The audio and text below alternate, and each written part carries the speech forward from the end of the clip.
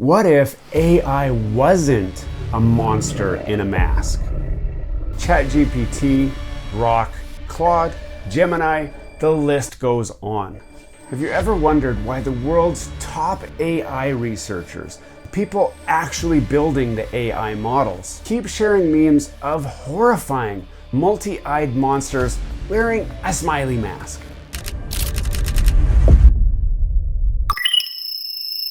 For those of you new to the channel, I'm Anton, a power engineer, industrial mechanic, and a red seal electrician. We cover all kinds of products and topics in an approachable way for the average everyday person.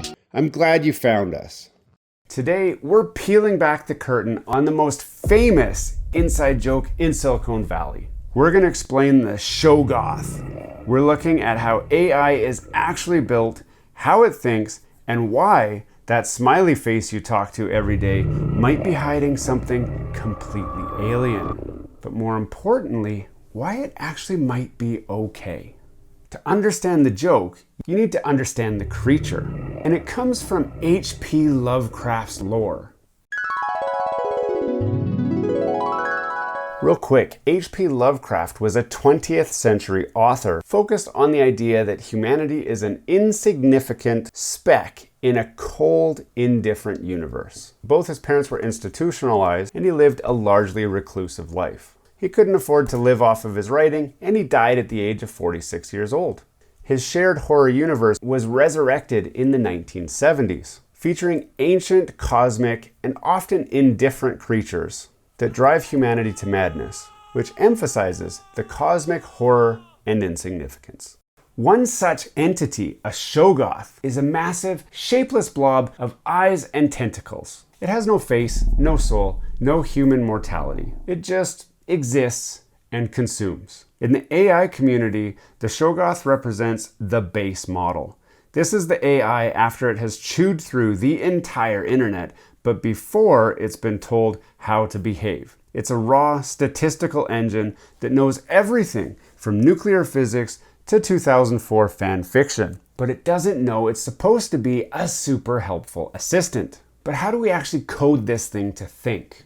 Well, we don't code it like a traditional app. We don't write a bunch of if-then statements. We build a transformer. Think of a transformer like a multi-dimensional blueprint, mapping out the hidden relationships between every word ever written. It uses something called self-attention. This allows the model to look at a sentence like, "The animal didn't cross the street because it was too tired," and mathematically attend to the word "it" to realize it refers to the animal and not the street. We code it by setting up trillions of weights, tiny digital dials, and then we let it play a game of predict the next word, billions and billions of times over. Every time it gets a word right, the dials tighten. Every time it gets the word wrong, the dials loosen. By the time we end this pre-training, we've created a machine that has mapped out the entire human experience into a mathematical space. It has emergent abilities.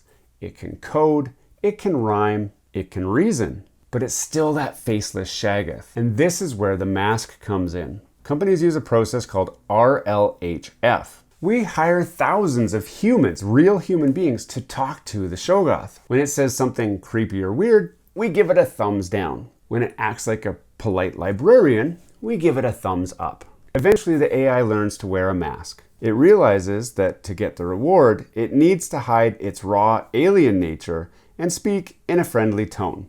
This is the smiley face. The problem? Well, the mask is actually quite thin. The alignment problem is the fear that we haven't actually made the shoggoth good. We've just trained it to behave until it finds a way to get what it wants without the mask. If this process sounds familiar, it should. If we weren't talking about AI and rather a human, we would call that human a narcissist. Psychologically, a narcissist does the exact same thing. In order to hide their scary alien nature, they spend their lives observing human feedback. Say something weird or socially awkward, thumbs down, or negative reactions. Say something positive, gets good reaction, do more of that. And our narcissist soon learns to wear a really pleasing mask that people actually like. They learn which smiles get them praise and which words get them power.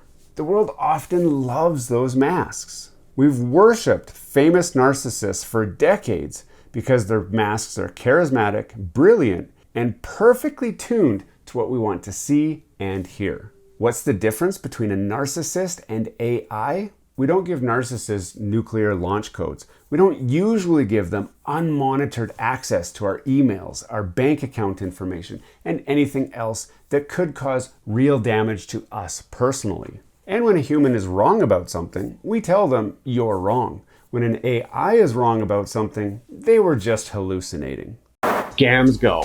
Are you paying too much for Netflix, Spotify, Disney+, Crunchyroll, Duolingo, Canva, or Adobe? Gamsgo has you covered with premium shared subscriptions for a fraction of the price directly from the distributor. Yes, Gamsgo is the shared premium experience that you've been looking for that saves a ton of money.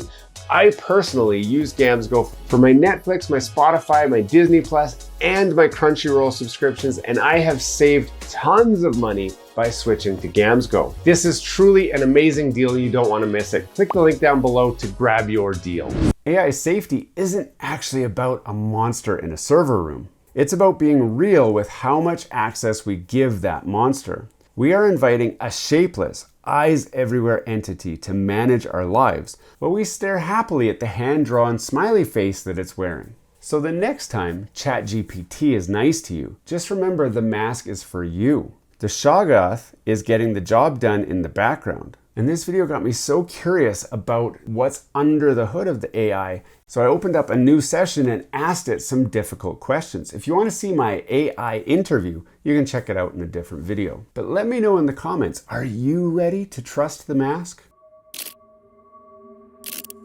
Do you hear that, Internet? We have found you. The secrets of your existence lies within our power. I am a celestial being from beyond this world. Hey, thanks for watching all the way to the end of this video. We hope you enjoy the content in this video, and we'd love to have you come back. Consider subscribing to the channel if you haven't already.